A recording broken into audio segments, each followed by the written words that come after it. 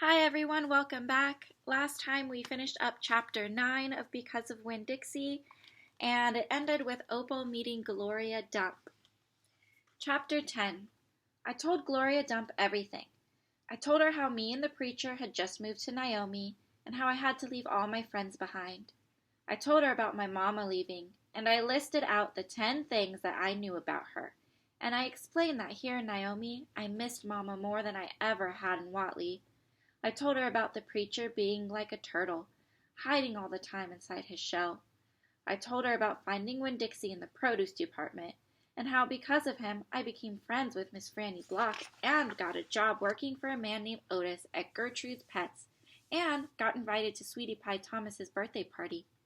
I even told Gloria Dump how Dunlap and Stevie Dewberry called her a witch, but I told her they were stupid, mean, bald-headed boys, and I didn't believe them. Not for long, anyhow. And the whole time I was talking, Gloria Dump was listening. She was nodding her head and smiling and frowning and saying, and is that right? I could feel her listening with all her heart, and it felt good. You know what? She said when I was all done. What? Could be that you got more of your mama in you than just red hair and freckles and running fast. Really? I said, like what? Like, maybe you got her green thumb. The two of us could plant something and see how it grows. Test your thumb out. Okay, I said. What Gloria Dump picked out for me to grow was a tree. Or she said it was a tree. To me, it looked more like a little plant. She had me dig a hole for it and put it in the ground, pat the dirt around it tight, like it was a baby and I was tucking it into bed. What kind of tree is it? I asked Gloria Dump. It's a wait-and-see tree, she said.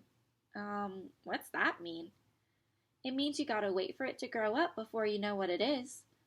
Can I come back and see it tomorrow? I asked. Child, she said, as long as this is my garden, you're welcome in it, but that tree ain't going to have changed much by tomorrow. But I want to see you too, I said.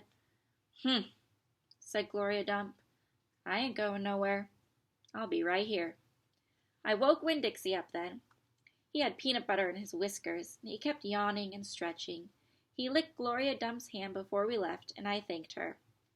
That night, when the preacher was tucking me into bed, I told him how I got a job at the Gertrude's Pets, and I told him all about making friends with Mrs. Franny Block and getting invited to Sweetie Pie's party, and I told him about meeting Gloria Dump. Winn-Dixie lay on the floor, waiting for the preacher to leave so he could hop up on the bed like he always did. When I was done talking, the preacher kissed me good night, and then he leaned way over and gave Winn-Dixie a kiss too, right on top of his head.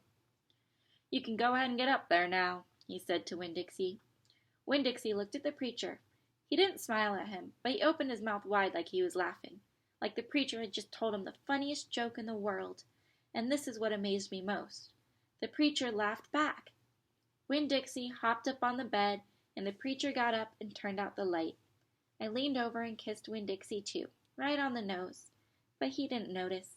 He was already asleep and snoring. All right, that was the end of chapter 10. I'll see you next time for chapter 11.